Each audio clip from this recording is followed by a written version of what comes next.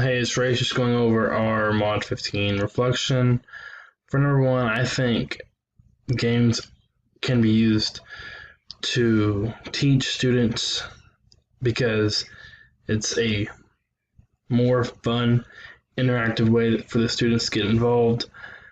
For examples, I think that Kahoot and Jeopardy are great examples of games that you can use for different classes. I think they're very simple to use.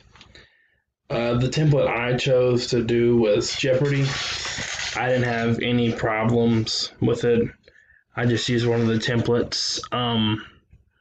The templates were very user friendly, and I didn't really see any problems with it. Some examples of ways that I could use interactive PowerPoint games in the future. I feel like it'd be good for doing study guides in class, just going over a lesson plan. I think those are a couple great ways for students to review and have fun while doing it. So, thank you.